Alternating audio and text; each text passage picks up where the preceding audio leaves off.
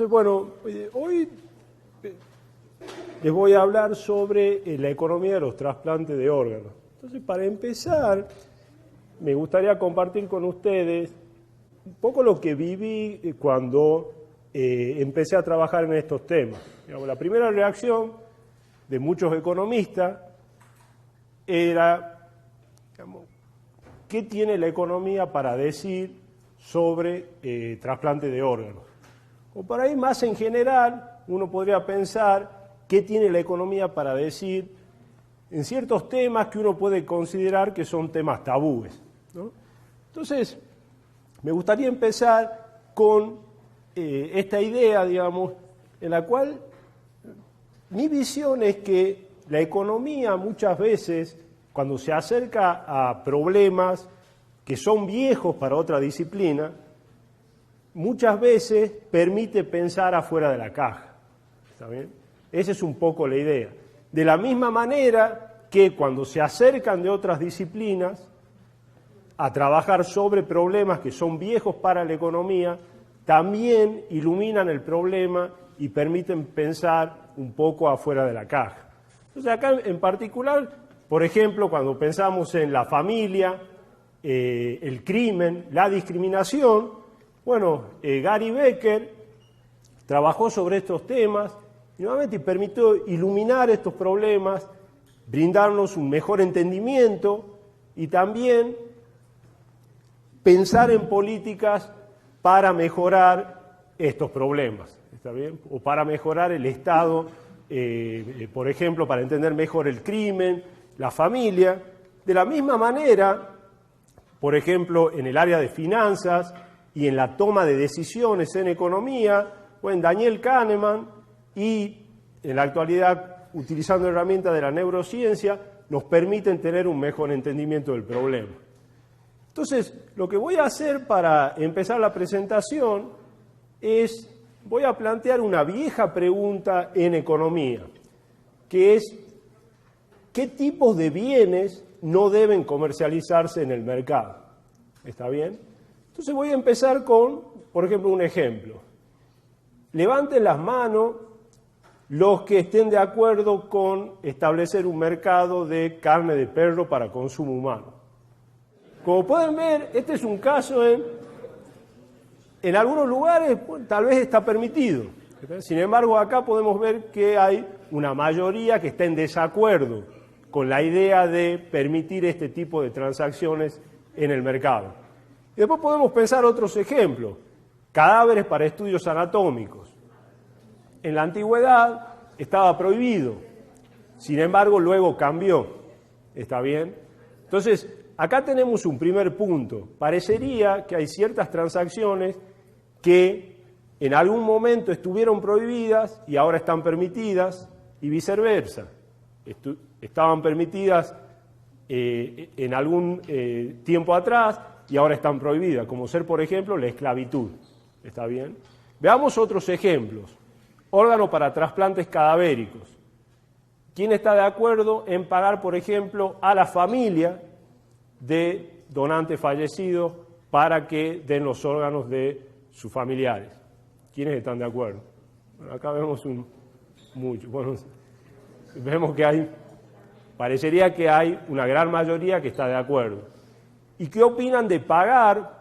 Por ejemplo, en el caso de los riñones, una persona puede dar un riñón en vida y vivir una vida normal. ¿Quiénes están de acuerdo en pagar a donantes vivos para que donen un riñón? Bueno, también parecería que hay una gran mayoría. Y bueno, y podemos pensar en otros ejemplos. Este ejemplo en particular, carne de caballo para consumo humano, es bastante interesante. La carne de caballo para consumo humano, digamos, está prohibido, hay una prohibición en California que se estableció en el año 1998. En el año 1998 se hizo un referéndum, ¿está bien? Y en ese referéndum ganó la prohibición. Entonces, fíjense, este es un caso bien interesante. ¿Por qué? Porque esta es una prohibición que no persigue proteger la salud de los seres humanos. ¿Está bien? Porque En algunos lugares se come carne de caballo, no tiene ningún problema en particular, no es algo que vaya a dañar la salud de los seres humanos. Y al mismo tiempo tampoco es una prohibición que busque proteger a los animales.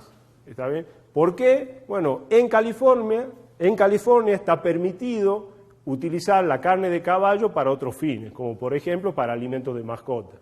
Sin embargo, en el año 1998 se hizo un referéndum y la mayoría decidió no permitir este tipo de mercado. Entonces, estos son mercados, en alguna medida, son ejemplos de mercado o transacciones que resultan repugnantes. Entonces, creo que hay dos puntos principalmente. El que mencioné de esta dimensión del tiempo, de cómo puede cambiar la ley o la prohibición, y después un segundo punto que sería en un momento dado, en algunas sociedades se permiten algunas transacciones y en otras no. ¿Está bien? Y podemos ver otros ejemplos. Seguro de vida para adultos, niños y extraños, especulación financiera, intereses sobre los préstamos. Bueno, hay muchos otros ejemplos, trabajo infantil, esclavitud. ¿Está bien? Entonces, en alguna medida parecería que hay ciertas transacciones que la sociedad tiene un rechazo, digamos. Y no solamente eso, sino que decide prohibirlas y no quieren que otros las realicen. ¿Está bien? Entonces, yendo un poco, digamos, tratando de entender un poco mejor, digamos, este tema, parecería que muchas veces cuando se pone dinero en una transacción, despierta el rechazo. ¿Está bien? Entonces acá pongo este ejemplo. Llega una pareja a cenar a la casa de los amigos y le dicen, bueno, no tuvimos tiempo de comprar una botella de vino, pero esto es lo que hubiésemos gastado. Uno en general no observa este tipo de actitudes normalmente. ¿Está bien? Entonces, Behavioral Economics se ha concentrado en ciertas regularidades en los gustos de las personas que generalmente no eran o no son modelados por los economistas. Por ejemplo, esta idea de gustos fuertes por evitar pérdidas, parecería que hay una preferencia por justicia, ¿no? En los ejemplos que mencioné anteriormente de transacciones que podríamos llamar repugnantes, son sobre gustos que las personas tienen respecto de las elecciones que otras personas pueden hacer. Entonces, ahora déjeme que ponga un poco más de estructura y voy a definir lo que es una transacción repugnante. Entonces, en una transacción repugnante, los participantes están dispuestos a intercambiar, pero terceros lo desaprueban y desean evitar que se produzca la transacción. ¿Está bien? Entonces, acá le doy otro ejemplo más y ya vamos a entrar en el tema en particular que vamos a tratar hoy, que son los trasplantes de órganos. Entonces, fíjense lo que dice Mario Vargas Llosa sobre la legalización de la marihuana. La libertad del individuo no puede significar el derecho de poder hacer solo cosas buenas y saludables, sino también cosas que no lo sean, a condición, claro, de que esas cosas no dañen o perjudiquen a los demás. Entonces, fíjense algo, acá el planteo de Vargas Llosa es lo que en economía entendemos como externalidad. Entonces, lo que él dice es, si la transacción o este mercado no afecta a otras personas o a las personas que no participan, entonces no deberían prohibirse. Sin embargo, el consumo de marihuana está prohibido en gran parte de las sociedades. ¿Está bien? Entonces, parecería que de alguna manera las sociedades no toman la decisión utilizando este criterio. ¿Ven? Entonces, volviendo a la pregunta que planteé al inicio, ¿qué tipo de bienes no deben dejarse librados al mercado? Desde la economía normalmente se piensa en bienes públicos y externalidades. Ahora, ¿es este el criterio que utilizan las sociedades para tomar la decisión? Otra pregunta, ¿pesa la eficiencia económica en la decisión? Es decir, si hay algo o una prohibición que si se la remueve va a aumentar mucho la eficiencia en ese mercado en particular, ¿la sociedad decide eliminar esa prohibición o no? Y una pregunta que creo que es más interesante aún es si de alguna manera lo que se considera ético es poco eficiente, o lo que es poco ético es en general eficiente o no, si existe alguna relación. ¿Está bien? Un caso en el que las cuestiones éticas y económicas están lejos de resolverse es la disputa sobre cómo se deben procurar y distribuir los órganos para trasplante, que es el tema que voy a tratar hoy. Entonces, empecemos mirando un poco los datos para los Estados Unidos. ¿Está bien? Entonces, acá en esta figura podemos ver la evolución, ¿no?, de la lista de espera renal en los Estados Unidos para el periodo 1990-2014 y también la evolución de la cantidad total de trasplantes renales y los trasplantes renales con donantes vivos, que es la línea azul. Entonces, fíjense, nosotros empezamos a trabajar en este problema con Gary Becker a principios de los 2000. En ese entonces, la cantidad total de personas en lista de espera renal era cerca de 50.000 personas y se realizaban cerca de 14.000 trasplantes renales por año. Eso da aproximadamente, haciendo una estimación cruda, un tiempo de espera promedio de 3 años para recibir un trasplante renal. ¿Está bien? Un poco más de 10 años después, podemos ver que la cantidad total de pacientes en la lista de espera renal supera las 100.000 personas. Y la cantidad total de trasplantes por año apenas aumentó a 17.000. Es decir, que se produjo un aumento en la lista de espera de cerca de 4.000 pacientes por año, mientras que la cantidad total de trasplantes aumentó en cerca de 250, 300 trasplantes por año. ¿Está bien? Entonces, como pueden ver, la situación es bastante grave. Hoy en día, nuevamente haciendo una estimación cruda del tiempo de espera promedio, teniendo en cuenta no solamente la cantidad de personas en lista de espera, sino la cantidad de trasplantes que se realizan por año y la cantidad de personas que mueren en lista de espera, que hoy en día está cerca de las 4.000 personas, nos da un tiempo promedio de espera de cerca de los 5 años. ¿Está bien? Entonces, esto es como para darle un panorama de cuál es la situación en los Estados Unidos. Esta situación, con distintos niveles de gravedad, se repite en prácticamente todos los países del mundo que tienen programas de trasplantes renales importantes. ¿Está bien? Entonces, veamos ahora cuál es la principal causa del faltante de órgano. ¿Está bien? O sea, de alguna manera, ¿por qué la lista de espera viene creciendo año a año? ¿Está bien? Entonces, para pensar en el problema, podemos utilizar este esquema de oferta y demanda, en el cual lo que tenemos en el eje horizontal es la cantidad anual de trasplantes de riñón. ¿Está bien? Entonces, es la cantidad anual. Y esto es importante. La lista de espera renal lo que nos está dando es información acerca de la historia del sistema.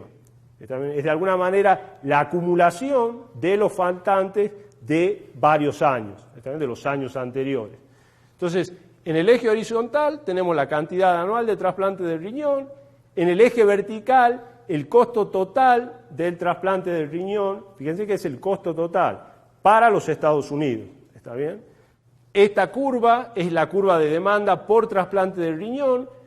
En la mayoría de los países, incluyendo Estados Unidos, los trasplantes de riñones en general los cubre o el gobierno o los seguros de salud. ¿Está bien? Entonces podemos pensar que la predisposición de los seguros de salud o del gobierno para calificar a pacientes para esta cirugía, que es bastante costosa, aumenta a medida que el costo disminuye. Es por eso que vemos esta relación inversa entre el costo y la cantidad demandada de trasplante. Ahora, por el lado de la oferta, bajo el sistema actual no se permite pagar a los donantes, ¿está bien? Ni a los donantes vivos, donantes de riñón, ni a las familias de donantes fallecidos. ¿Está bien? Es por esto que para la curva de oferta tenemos que a un costo de $160.000 se realizan esta cantidad de trasplantes QS, en la cual la curva de oferta se vuelve completamente inelástica, ¿está bien? O vertical. ¿Por qué? Bueno, porque básicamente podemos pensar que por encima de $160.000 la oferta no responde al precio debido justamente al hecho que no se permite pagar a los donantes de riñón. ¿Está bien? Entonces, fíjense, a un precio de $160.000, la cantidad total demandada es de Q0, es esta cantidad. Sin embargo, la cantidad ofrecida es mucho menor. ¿Está bien? Entonces se genera un faltante o un gap, ¿está bien? Un exceso de demanda. Este exceso de demanda es lo que genera un aumento en la lista de espera renal. ¿Está bien? Entonces, podemos calcular a partir de datos de la lista de espera renal y de la cantidad de personas que abandonan la lista de espera sin haber obtenido un trasplante, podemos estimar este faltante de órganos anual. ¿Está bien? Entonces, acá en la línea violeta estimamos el faltante de riñones anual. Entonces podemos ver que en 1991 ese faltante estaba apenas por encima de las 2.000 personas o 2.000 pacientes. En el año 2008 llegó a superar las 10.000 personas y en la actualidad está cerca de 6.000 personas. Es decir que año a año hay cerca de 5.000, 6.000 personas que se suman a la lista de espera sin haber obtenido un trasplante de riñón. Mientras esperan, las personas que necesitan un trasplante de riñón, en general están sometidas a un tratamiento de diálisis. El tratamiento de diálisis es muy poco atractivo, como para que se den una idea, en los Estados Unidos, para una persona entre 45 y 49 años de edad, su expectativa de vida en diálisis es de 8 años. ¿Está bien? Sin embargo, si esta persona logra acceder a un trasplante renal, su expectativa de vida es de 23 años. Es decir, que hay una pérdida de 15 años en promedio en expectativa de vida por no tener acceso a un trasplante renal. Mientras las personas están en diálisis, es muy difícil para ellas conseguir empleo. La tasa de empleo entre los pacientes en diálisis es cerca del 20%, y además de que el tratamiento de diálisis es muy costoso. Para que se den una idea, en los Estados Unidos el costo anual de la diálisis es de $80.000. ¿Está bien? Contra, que volvemos un poco a este gráfico, contra los $160.000 que cuesta una cirugía de trasplante renal. Nosotros, nuevamente, teniendo en cuenta la cantidad de personas que mueren por año mientras esperan un trasplante renal, que es cerca de las 4.000 personas, estimamos que el costo anual del sistema actual en los Estados Unidos es de $7.000 millones. ¿Está bien? Teniendo en cuenta la cantidad de años que pierden estas personas por el hecho de no haber accedido a un trasplante de forma inmediata y teniendo en cuenta el valor anual de la vida. ¿Está bien? Que nosotros utilizamos un valor de $120.000 por año. ¿Está bien?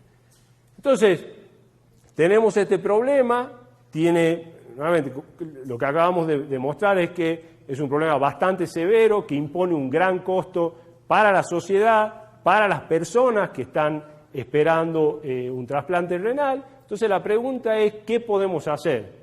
¿Qué se puede hacer para mejorar el sistema? Entonces hay distintas propuestas. En general hay una coincidencia de que la forma más efectiva de solucionar el problema es aumentando la oferta de riñones. ¿Está bien?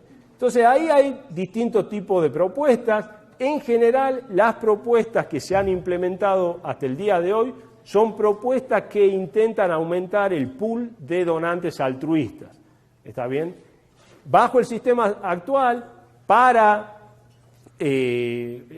recibir un riñón de donante vivo, el donante tiene que ser altruista, es decir, tiene que ser un familiar del paciente o un amigo.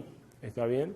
Entonces, en general, las políticas han tendido a tratar de aumentar ese pool de donantes, ¿está bien? Para el caso de donantes fallecidos, vamos a ver en un momento, hay un gran debate sobre la política de cuál es el default para la persona que no indicó si quería ser donante o no una vez que la persona fallece.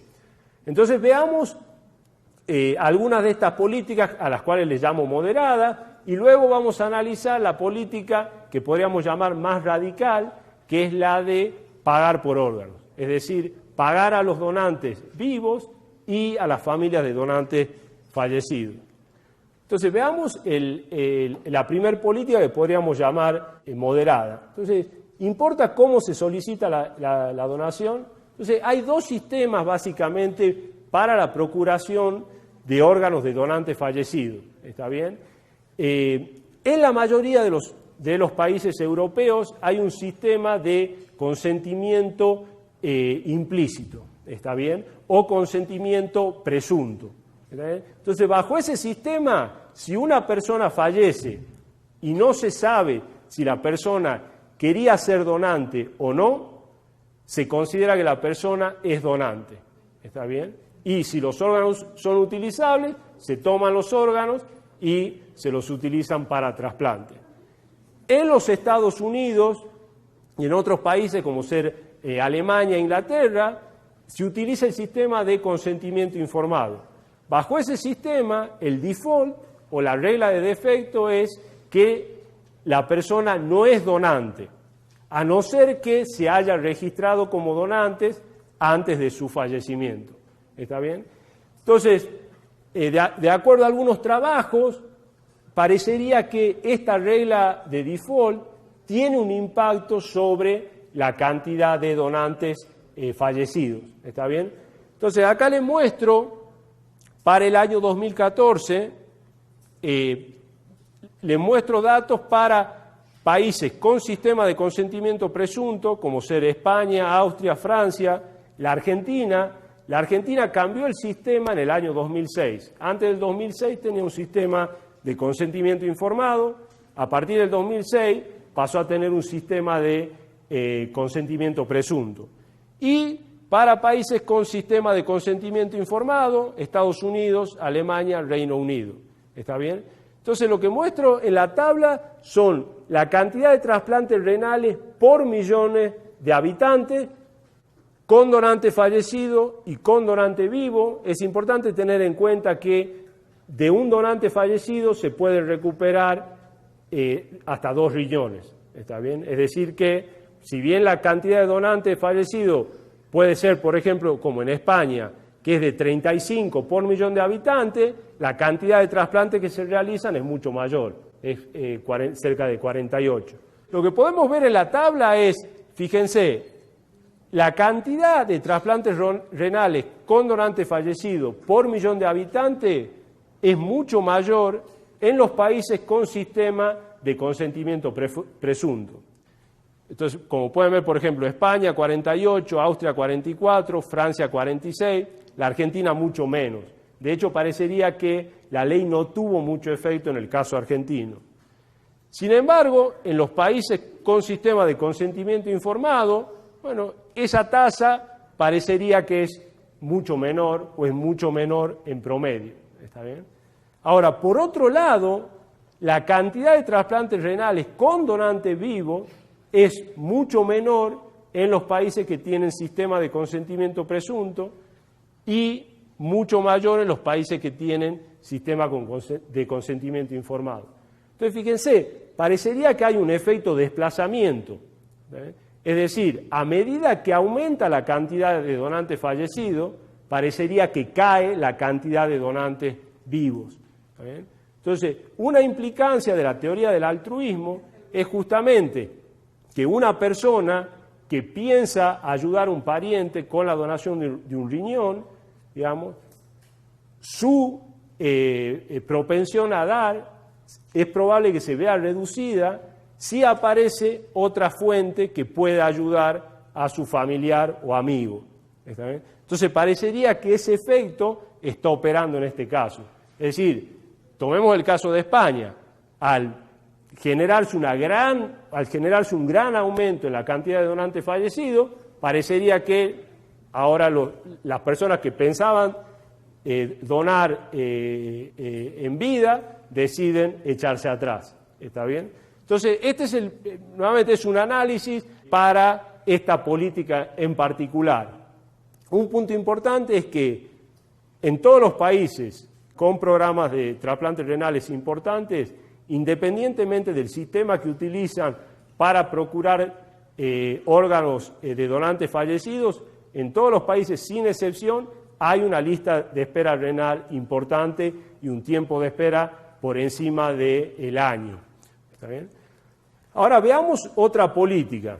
Bajo el sistema actual podemos pensar que es un sistema de autarquía.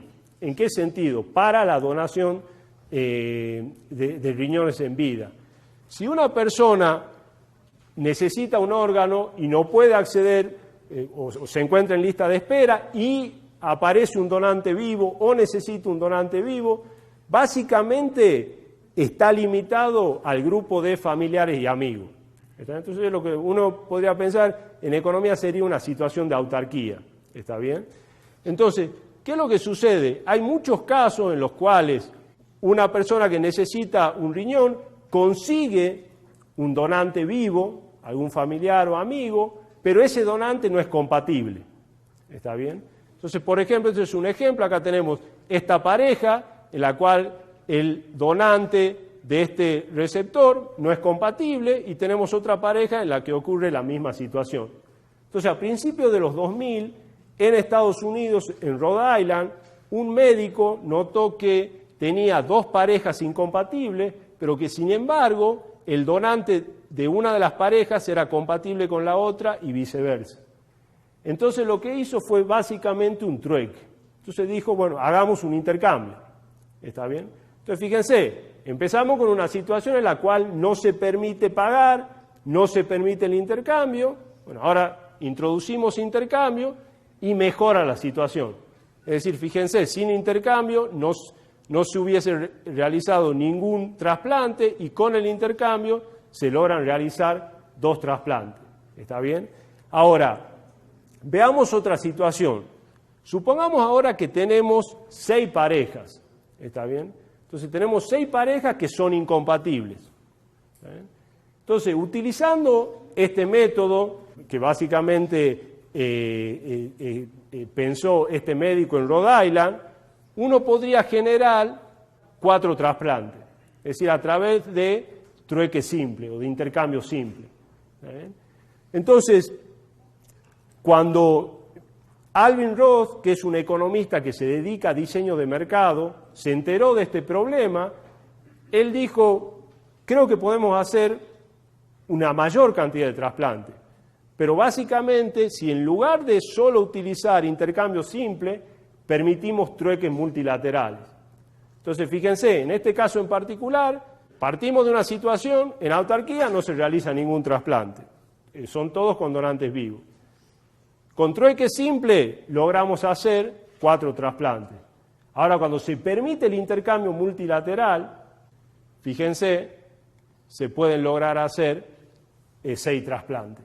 Ahora en un momento les voy a mostrar los datos. Esto ya se empezó a hacer en los Estados Unidos a partir del año 2005. Y ahora en un momento les voy a mostrar la evolución de la cantidad de trasplantes con donación cruzada, ¿está bien? O kidney pair donation, ¿está bien? Ahora, fíjense algo. Cuando se hacen estos intercambios, hay lo que en economía llamamos un riesgo de crédito importante. ¿Está? O sea, ¿qué sucede? Volvamos a este caso en particular. Digamos, ¿qué sucede si primero el donante de esta persona se realiza este trasplante y después este donante decide no dar el órgano? Dice, no, yo ahora ya no quiero dar. Entonces, hay un riesgo de crédito de alguna manera. Para evitar ese riesgo, lo que se hace es que se realizan todas las cirugías al mismo tiempo. Y como se pueden imaginar, esto es algo bastante costoso. ¿Está bien? Entonces, les muestro ahora los datos. Esta es la evolución de los trasplantes con donantes vivos en los Estados Unidos, clasificado de acuerdo al tipo de donantes. Entonces, fíjense, esta es la evolución de la cantidad total de trasplantes renales con donantes vivos entre 1988 y el 2014. Acá tenemos la cantidad total de trasplantes con donantes vivos relacionados, es decir, de familiares o de las parejas. ¿Está bien? Acá tenemos la evolución de la cantidad total de trasplantes renales con donantes vivos, con donantes no relacionados, es decir, amigos, por ejemplo. Y finalmente, fíjense, acá tenemos la evolución de los trasplantes que se generaron con intercambio. Entonces, como pueden ver, aumentaron, sí, aumentaron bastante, pero recién apenas superan los 500 por año. ¿Está bien? Solo representan el 3% del total de trasplantes renales y el 9% del total de trasplantes renales con donantes vivos. Otro punto interesante que me gustaría remarcar en esta figura es que lo que pueden ver es que en alguna medida parecería que al aumentar la cantidad de donantes no relacionados y la cantidad de intercambio, parecería que ahora los familiares son menos propensos a dar. ¿Está bien? Se genera una caída en la cantidad de trasplantes renales con donantes vivos relacionados. Entonces parecería que nuevamente este efecto de desplazamiento parecería que está jugando de nuevo. Al igual que en el caso de aumentos en la oferta con donantes fallecidos. Entonces ahora vayamos a la solución de mercado. Con Gary Becker, que era un profesor de la Universidad de Chicago, nosotros mostramos que si se introducen incentivos monetarios, ¿está bien?, se puede solucionar el problema. Y lo que es bien importante, y que era lo que mencionaba al inicio, en general cuando se evalúan las políticas para solucionar este problema, un punto importante nuevamente es la sensibilidad de la oferta de riñones a la política en particular. ¿Está bien? Entonces, con Gary Becker nosotros mostramos que estimamos que a un precio de $15.000 por riñón se pueden atraer una cantidad suficiente de donantes como para solucionar el problema. Entonces, fíjense algo, este es un punto importante. El costo de la cirugía es de $160.000. Entonces, nosotros mostramos que el costo total del trasplante, teniendo en cuenta también el costo del donante, apenas aumentaría en menos de un 10%. Es decir, un pequeño aumento en el costo total. Y como consecuencia de eso, se generaría un gran aumento en la cantidad total de trasplantes. Entonces, utilizando el esquema de oferta y demanda que presenté en uno de los slides anteriores, entonces fíjense, esta es la oferta, como habíamos mostrado, en el caso que no se permiten pagar por órganos. Con Gary Becker lo que mostramos es que básicamente pagando $15.000 a los donantes vivos, y después voy a agregar los donantes fallecidos, básicamente la oferta pasa de ser completamente inelástica o que no responde a cambios en los precios a volverse muy sensible a cambios en los precios. Entonces, fíjense, se genera un gran aumento en la cantidad total de trasplantes. Entonces, los incentivos monetarios logran eliminar el gap, básicamente mediante un aumento en el precio, se alienta la oferta y también fíjense que nuevamente, al aumentar el costo, también se reduce la demanda. Ese es el mecanismo básicamente mediante el cual los incentivos monetarios logran eliminar el gap. En este caso en particular, fíjense justamente que la oferta de donantes vivos es tan pero tan grande en relación a la cantidad o a la demanda anual de trasplantes de riñón, que esto generaría que el precio no aumente tanto. ¿Está bien? En este caso, cuando lo que estoy mostrando es, fíjense, en este tramo inicial, en el cual el costo va aumentando, es este tramo sería el segmento de la curva de oferta de donantes fallecidos, es decir, en el cual se le paga a familiares de donantes fallecidos. Lo que también mostramos con Gary Becker es que si se tiene un sistema que logra recuperar todos los órganos de donantes fallecidos, ¿está bien?, no hay suficiente. ¿No hay suficiente en qué sentido? En el sentido que el costo debería aumentar mucho para poder limpiar el mercado solamente con donantes fallecidos. Entonces, en este punto, lo que sucedería es que ingresarían, es decir, a un precio de $15.000, ingresarían una gran cantidad de donantes vivos que estarían dispuestos a vender su riñón a $15.000. ¿Está bien? Y de esta manera se logra eliminar el problema y el faltante de órganos. Entonces, fíjense algo, lo que mostramos al inicio es que hay un gran costo, como les mencionaba, esta estimación cruda muestra por lo menos un costo de $7.000 millones anual en los Estados Unidos, básicamente de las personas que mueren mientras esperan por un órgano. Y acá tenemos una solución que parecería que puede solucionar este problema a un costo muy bajo. Entonces la gran pregunta es, bueno, ¿por qué no se implementa? De hecho, hay un solo país en el mundo que permite pagar a donantes vivos. ¿Saben cuál es el único país en el mundo que permite pagar a donantes vivos? Irán. Irán es el único país en el mundo que permite, y de hecho la evidencia que tenemos de Irán es que se logró eliminar la lista de espera. ¿Está bien? Entonces, fíjense, tenemos esta propuesta que es eficiente desde el punto de vista económico, sin embargo, en prácticamente ningún país se permite pagar por órganos. Entonces, veamos cuál es la reacción, por ejemplo, de este psicólogo de Yale. Entonces, en referencia al análisis económico del mercado de trasplantes renales, Paul Bloom, un psicólogo de Yale, nos dice: el problema no es que los economistas son personas poco razonables, son personas demoníacas, trabajan en un universo moral diferente, ¿no? Entonces, esa es una reacción a esta propuesta. Hace algunos años tuve un debate en el Wall Street Journal Online con Alvin Roth, en el cual justamente discutíamos las distintas políticas para solucionar el problema.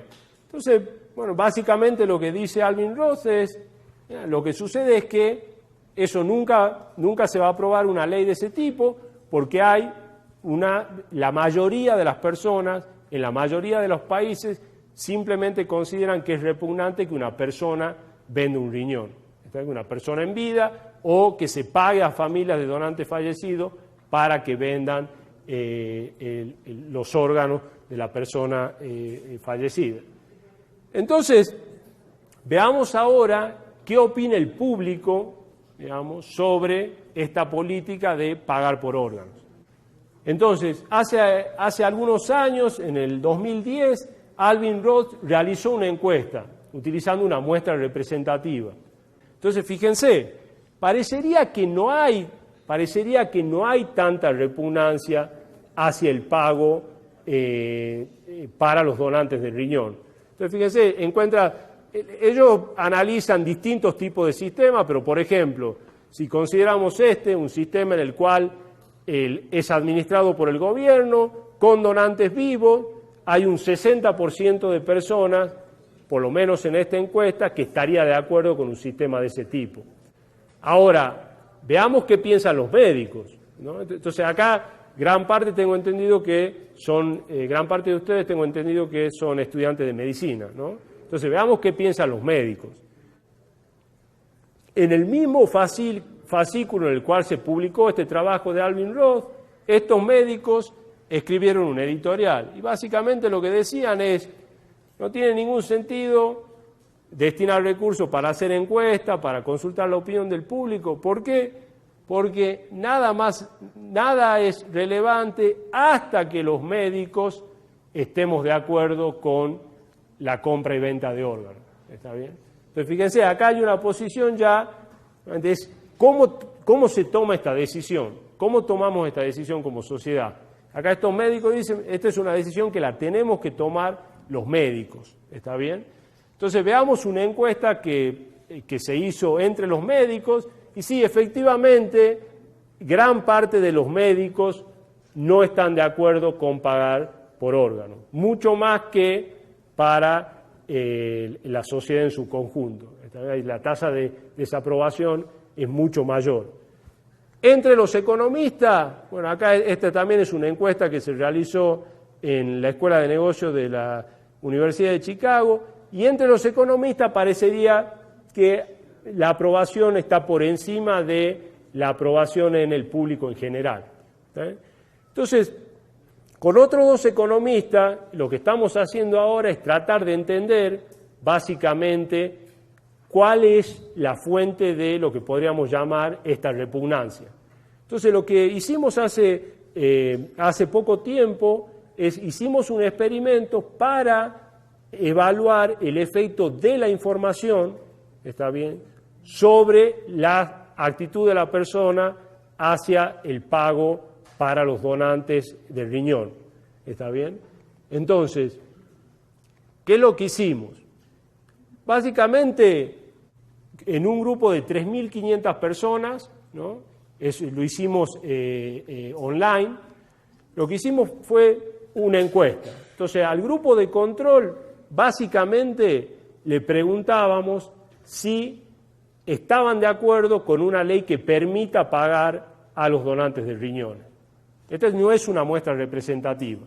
Lo que encontramos es que cerca de 52% están de acuerdo con la legalización de la venta de riñones, que es muy cercano a lo que encuentra Alvin Roth para una muestra representativa.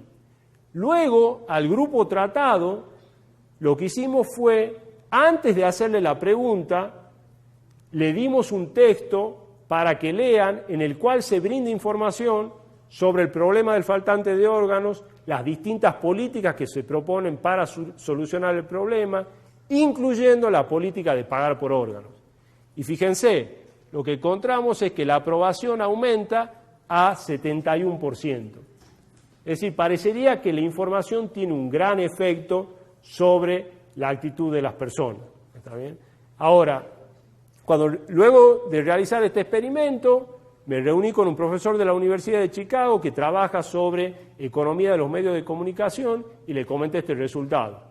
Y lo que me dijo él es, la verdad no me sorprende, porque las personas en general saben muy poco de distintos temas, entonces cualquier información que se les da cambian de opinión. Es decir, que a mí no me sorprende este resultado. Entonces lo que hicimos fue realizar el mismo experimento para otras dos transacciones que pueden ser consideradas repugnantes para ver si efectivamente siempre hay un cambio de opinión. ¿Está bien? Entonces en particular, tomamos legalización de la prostitución y la esclavitud. Entonces, para la prostitución, al grupo tratado le dimos un texto en el cual básicamente mostramos evidencia que la legalización de la prostitución tiene efectos positivos, por ejemplo, sobre disminuye la violencia en contra de las trabajadoras sexuales, se reducen enfermedades, o sea, hay una serie de beneficios que tiene la legalización. Hay evidencia que muestra que hay ciertos beneficios. Y lo que pueden ver en particular para el caso de la prostitución es que en el agregado parecería que la información no tiene ningún efecto. Para la esclavitud, básicamente lo que discutimos en el texto es, mostramos que de acuerdo a la Organización Internacional del Trabajo, en muchos países en el mundo hay esclavitud de facto. ¿Está bien? Entonces que de alguna manera legislando sobre lo que ya está ocurriendo puede mejorar la situación de las personas que se encuentran en esclavitud. Y ahí lo que sucede es que básicamente no hay efecto. Esta diferencia no es estadísticamente significativa. Entonces tampoco hay efecto.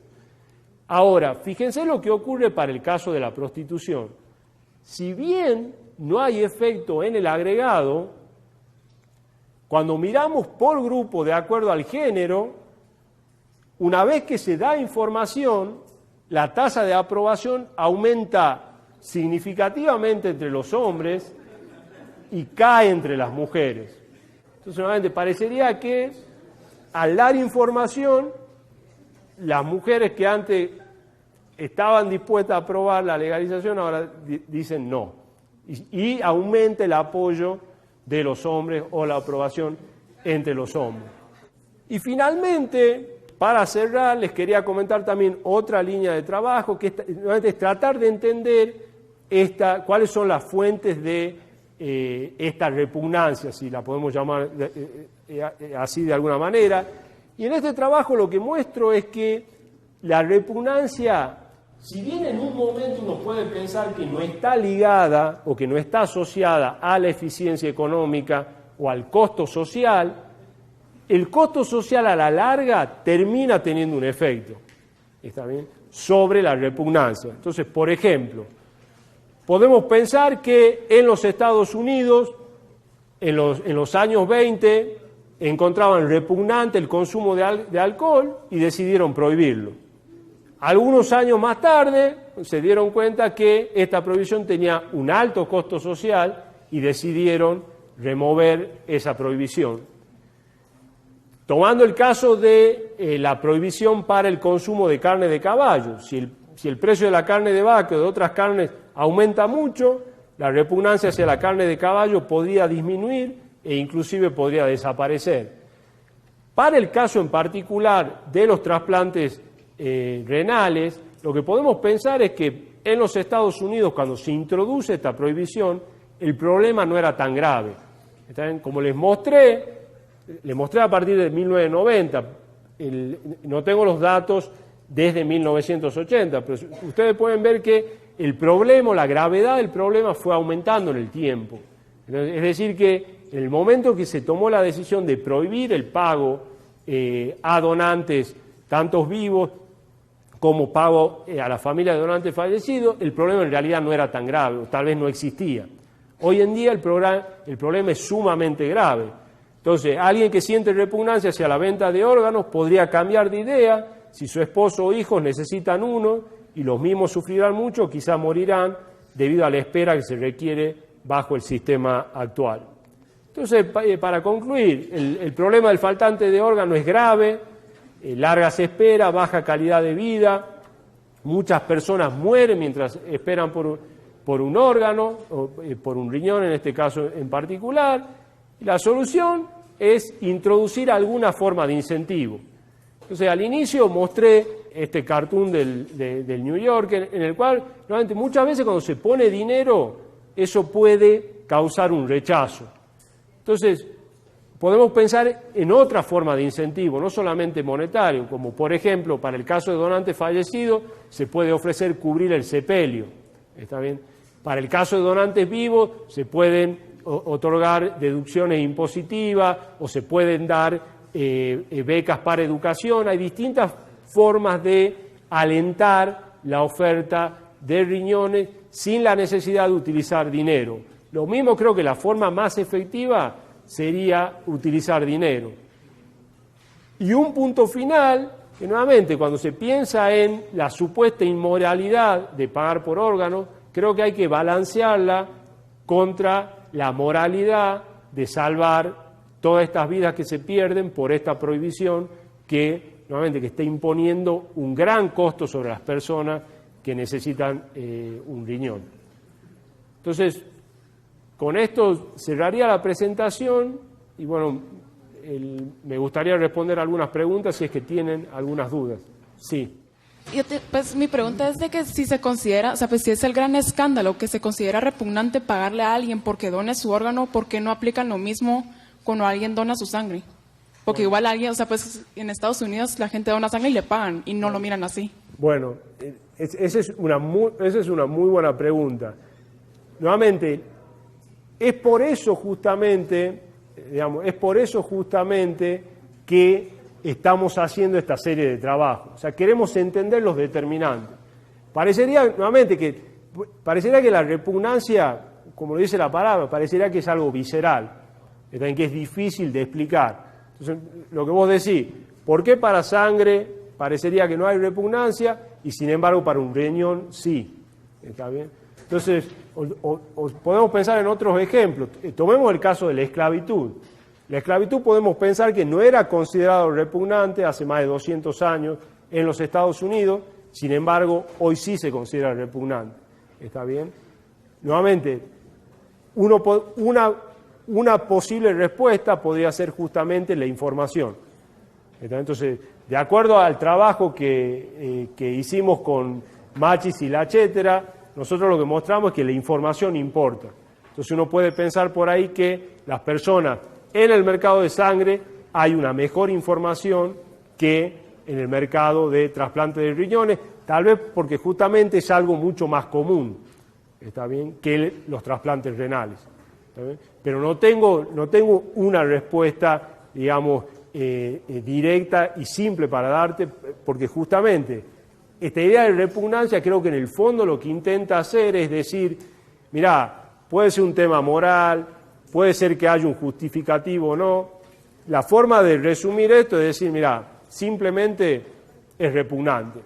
Entonces lo que estamos tratando de hacer ahora es justamente decir, no, mirá, hay ciertos factores que determinan o que pueden tener un efecto. Uno es la información y otro es el costo social. Entonces nosotros lo que estamos haciendo ahora, con un experimento también, es básicamente ver si las personas están más dispuestas a aprobar una ley que permita pagar a donantes renales si el beneficio es mucho mayor. Entonces, supongamos, si te digo, mirá, si se permite pagar por órganos, se salvarían, supongamos que te digo 2.000 vidas. Vos decís, no. Y ahora yo te digo, bueno, ahora supongamos que te digo que si se permite pagar por órganos, se salvarían 10.000 vidas. Entonces, si vos me decís que sí, eso quiere decir que de alguna manera la eficiencia o el beneficio de la política tiene un efecto sobre tu decisión. Es decir, que ya no podemos hablar de repugnancia. También simplemente que vos pensás que el beneficio no es tan alto al principio y decís, no, la verdad que mejor que no se permita. Ahora, cuando el beneficio aumenta, estás más dispuesta a aceptarlo. ¿Está bien? ¿Cuántas personas podrían pagar realmente por el trasplante de órganos? Bueno, esa es una muy buena pregunta. En los Estados Unidos, no conozco el sistema en Guatemala, pero en los Estados Unidos y, por ejemplo, en la Argentina, el gobierno tiene un programa muy grande. Entonces, toma el caso de Estados Unidos. En Estados Unidos hay un gran programa que cubre todo el costo de diálisis y también cubre parte de los trasplantes renales. Es decir, que hoy en día el que financia gran parte del mercado es el gobierno y también los seguros médicos. ¿Está bien? Desde el punto, si haces un análisis costo-beneficio, tanto para el gobierno, en el cual no tenés en cuenta la mejora en calidad de vida de las personas, ¿entendés?, para el gobierno y para las aseguradoras sería un muy buen negocio que se permita pagar por riñones. ¿Por qué? Porque nuevamente el tratamiento de diálisis es muy costoso. O sea, el tratamiento de diálisis es de $80.000 por año. ¿Está bien?